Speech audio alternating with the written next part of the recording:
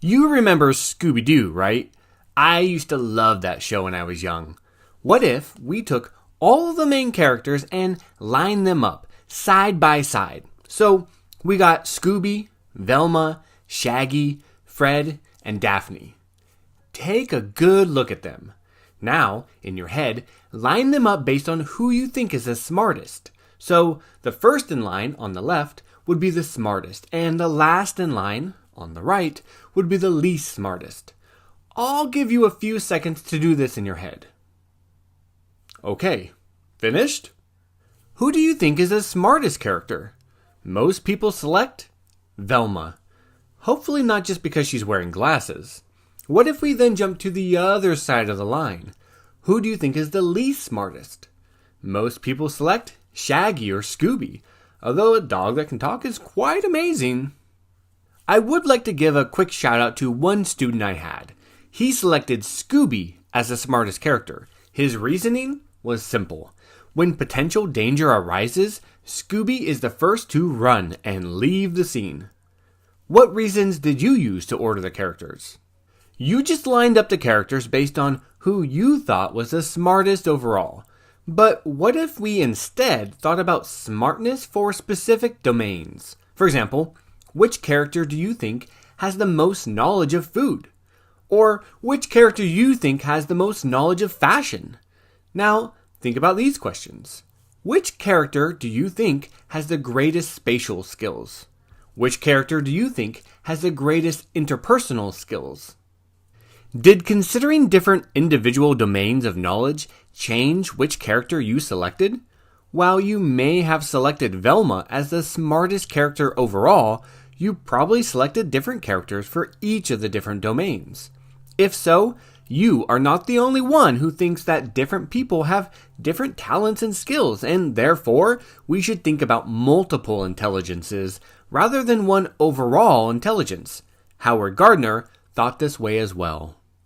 A champion of the idea of specific types of intelligences rather than one overall intelligence is the psychologist Howard Gardner. Gardner argued that it would be evolutionarily functional for different people to have different talents and skills, and proposed that there are 8 intelligences that can be differentiated from each other. Gardner contends that there are forms of intelligence. A high IQ does not always ensure success in life, or necessarily indicate that a person has common sense, good interpersonal skills, or other abilities important for success. Gardner investigated intelligences by focusing on children who were talented in one or more areas. He identified intelligences based on other criteria, including a set of developmental history and psychometric findings. Howard Gardner suggests that there is not one, but 8 domains of intelligence. Linguistic, the ability to speak and write well. Logical mathematical, the ability to use logic and mathematical skills to solve problems. Spatial, the ability to think and reason about objects in 3 dimensions. Musical, the ability to perform and enjoy music. Kinesthetic, the ability to move the body in sports, dance, or other physical activities. Interpersonal, the ability to understand and interact effectively with others. Intrapersonal, the ability to have insight into the self. Naturalistic, the ability to recognize, identify, and understand animals, plants, and other living things. The concept of multiple intelligences has been influential in the field of education, and teachers have used these ideas to try to teach differently for individual students. For instance, to teach math problems to students who have particularly good kinesthetic intelligence, a teacher might encourage the students to move their bodies or hands according to the numbers. On the other hand, some have argued that these quote-unquote intelligences sometimes seem more like abilities or talents rather than real intelligence.